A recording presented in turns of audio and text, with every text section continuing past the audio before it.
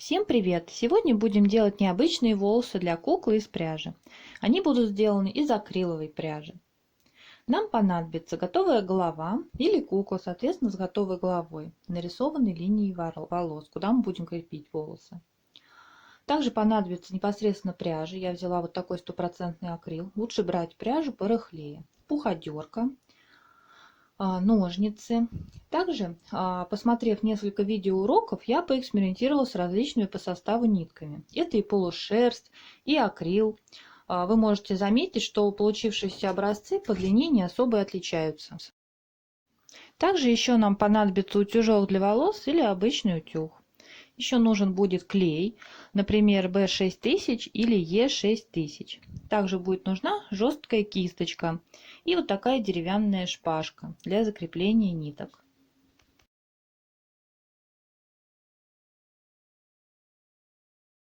Готовые образцы получились примерно 10 сантиметров.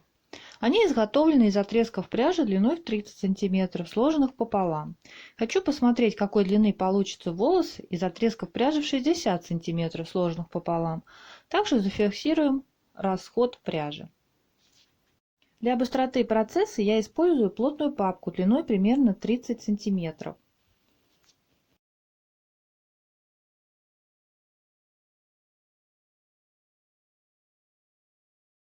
На нее я наматываю пряжу.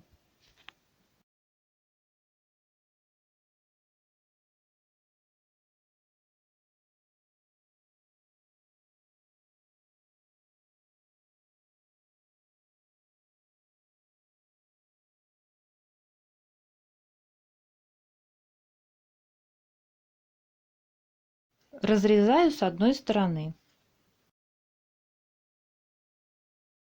Далее необходимо сформировать пучок из нитей и закрепить его на деревянной шпажке для удобства вычесывания. Закрепляю вот таким вот образом.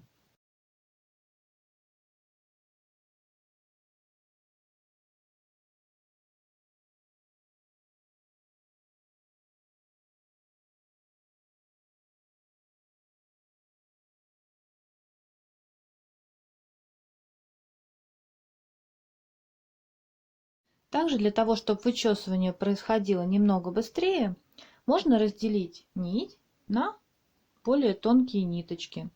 Процесс достаточно долгий.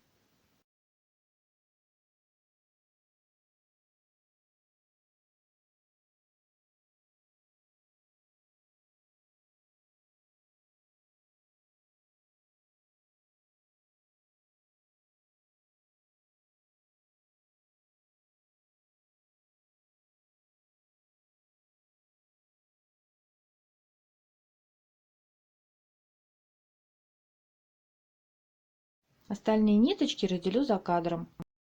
Вот готовый вариант. Кстати, в таком виде волосы тоже шикарно смотрятся на вязаной кукле. Но мы продолжаем.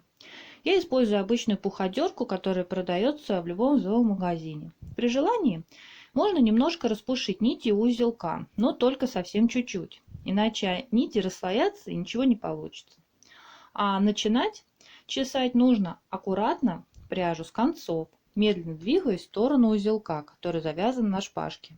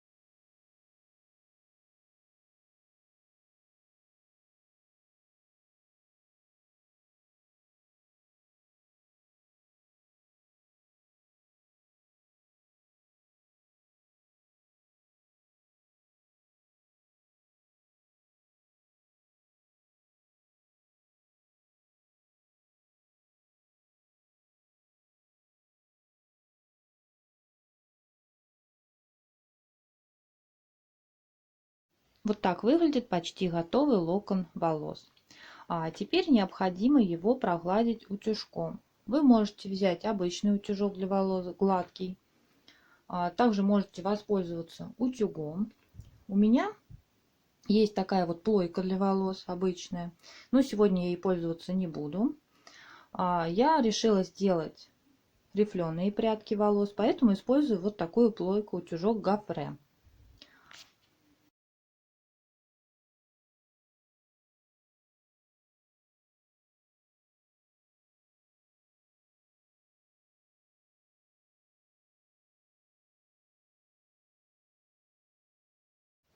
И все, прядка волос готова.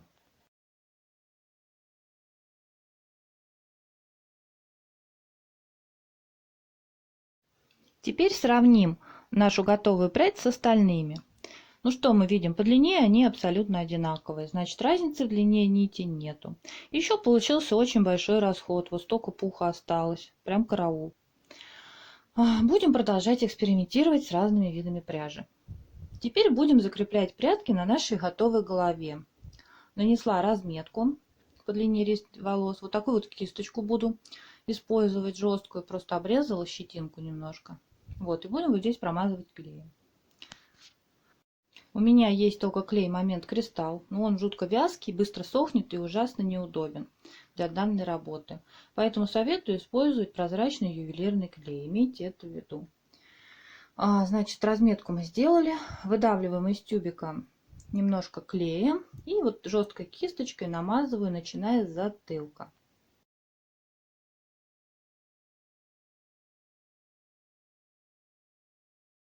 Срезаем небольшую прядочку с нашей готового локона. Далее будем приклеивать нашу прядочку уже по линии роста волос. Вот здесь вот ближе к шее намазываю клеем. И приклеивать я буду прядку срезом вверх. Это для того, чтобы если я захочу сделать прическу кукле и приподнять волосы, то они хорошо смотрелись и ровно. Не было видно краев среза и клея.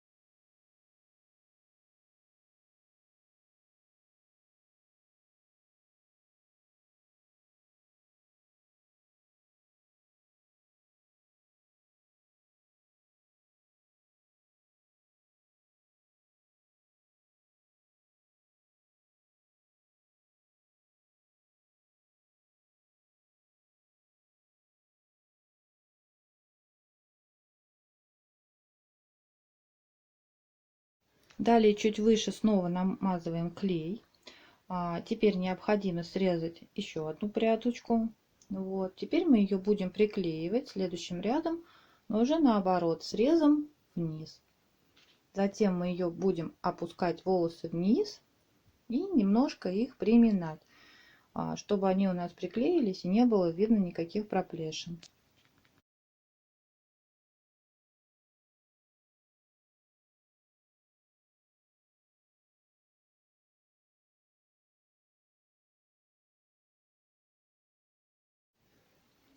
Далее наносим опять клей и будем двигаться так, поднимаясь вверх, в передней части лица.